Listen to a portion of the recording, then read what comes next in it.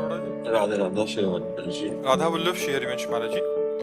महाराज जी, क्या किसी को क्षमा करना चाहिए? कभी कभी क्षमा करने से अपराधी की हिम्मत बढ़ जाती है। तो तुम्हारी क्षमा उसके लिए सांप डॉक्टर से भी पंकज बढ़कर वत्स। दंडनीय हो जाएगी। उमा क्षमा सापौ ते भारी, अपने कर्म जाय अपकारी। यदि आप दंड दोगे तो कानून में आप अपराधी साबित हो जाओगे।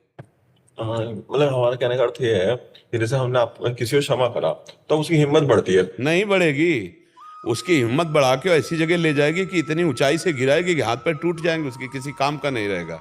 तुम्हें उदाहरण बता रहे, एक लड़का था तो जब किसी की मुछ को ऐसे देखता, मुछ वाले को, तो बड़ा मजा, मुछ मुछाड़ा ऐसे वैसे करके उसका उपहास करता। एक बुद्धिमान आदमी था, बुलाया, 2 रुपया दिया। अब एक आर्मी का आदमी ऐसे जा रहा था, वो 2 रुपया पाए, बड़े उलग से फिर उसका मार थप्पड़, 3-4 थप्पड़ मार, दोबारा उस रोड में खड़े होकर ये मजाक करना बंद कर दिया। वो 2 रुपया जानते हो किस बात के लिए दिया था? इसी बात के लिए दिया, तेरा उत्साह बढ़े और तू ऐसा कुछ कर कि जीवन भर के लिए तेरा बोलना बंद हो जाए, क्योंकि मैं मारूंगा तो ठीक नहीं है।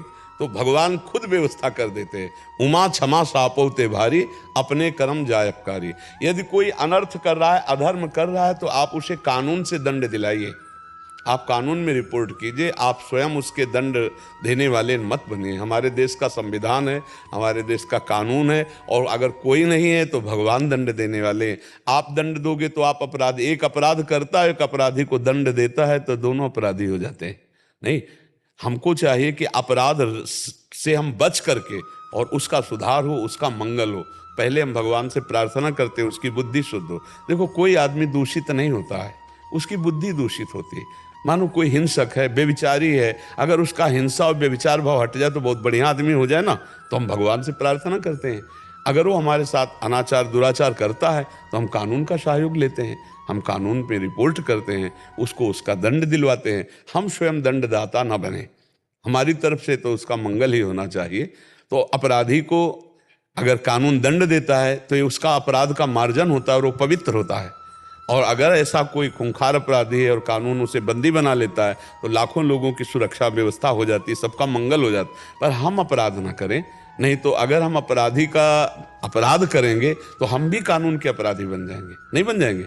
नहीं, हम उनको सजा नहीं दे रहे, पर हम कहने का अर्थ ये है कि हम उससे संबंध रखें या ना रखें। मतलब मान लीजिए हमने उससे कुछ, आप संबंध शब्द अलग हो गया और क्षमा शब्द अलग हो गया, वो अलग अलग दिशा को जाता है। संबंध तो नहीं रखेंगे। जो भगवत मार्ग विरुद्ध है या अपराध प्रवृत्ति वाला है, हम उससे संबंध नहीं रखेंगे। तजेता ही कोटि वैरिशम जद्यप परम स्नेही, जाके प्रीन राम वैदेही। और चाहे वो बिल्कुल क्लोज रिलेशन क्यों ना हो। हाँ, क्यों? तजो पिता प्रहलाद, आगे में इसी के बोला, तजो पिता प्रहलाद विभीषण बंधु भरत महतारी, गुरुबल तजो कंत ब्रज बनितन बेमुद मंगलकारी। सब मंगल भवन प्रभु का भजन करके सबका मंगल करने वाले महापुरुष बन गए। समझ रहे? चाहे जितना क्लोज हो, अगर अधर्माचरण करते हो तो हम आपको नहीं मानते।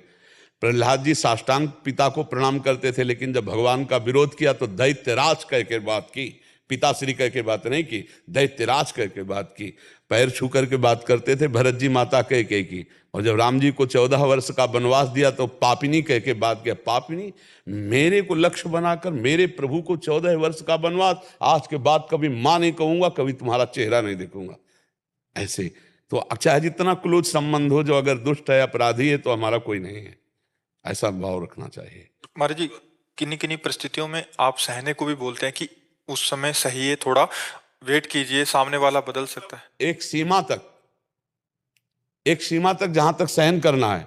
मान लो पिता है, हमारे पोषण का अधिकार हो, अगर हमारा शोषण कर रहा है, अनाचार दुराचार कर रहा है, तो उसको कानून के द्वारा दंड दिलाइए। वो पिता नहीं, वो राक्षस है, उसको बंदी बनवाइए। समझ पा रहे हैं आप?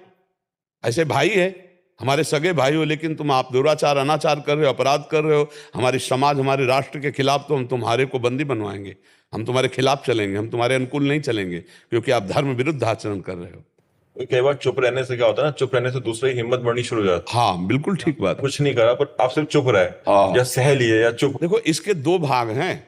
आपने संबंध शब्द से कहा, तब हमने कहा, और इस शब्द से है कि जैसे हमें गली चलते कोई हमारा अपराध कर रहा है और हम चुप होके निकल गए, तो उसको भारी दंड मिलेगा, आपके द्वारा नहीं, भगवान के द्वारा कोई दंड। अगर आप अरजते हो तो अपना समय नष्ट करोगे और झगड़ा झमेला बढ़ेगा। मौन, सब गलतियों को क्षमा करके चुपचाप निकल जाना है, तो अब उसका बढ़ावा होगा। अब वो ऐसी जगह फंसेगा जहां उसका बाप मिलेगा और उसको ऐसा उत्तर देगा ना कि जीवन भर के लिए संभल जाएगा। पक्का समझ लो, अपने को जहां तक हो बचा के निकलना चाहिए। मतलब वो ऐसा समझो, गंदी नाली में ईंट मारो तो अपने ऊपर छिट्टी पड़ती है, वो तो है ही है। अगर उससे आप बात करोगे तो आपका माइंड भी परेशान हो जाएगा, हो सकता है ऐसी और प्रतिकूलताएं बढ़ा दे वो। एक तो मान लो पॉइंट है कि हम नहीं बोलेंगे तो वो बढ़ जाएगा, और एक पॉइंट है कि आप बोलोगे तो और आतंक मचा सकता है, फिर आपका जीवन संकट में पड़ सकता है, फिर समस्या में। इसलिए चुप हो निकल जाओ, उसके लड़ने वाला कोई मिल जाएगा, उससे बड़ा कोई उससे मिल जाएगा जो उसका उत्तर दे देगा। ऐसा नहीं कि संसार में कोई ना बोले तो बढ़ता ही चला जाएगा, अपने आप मिट जाएगा भैया।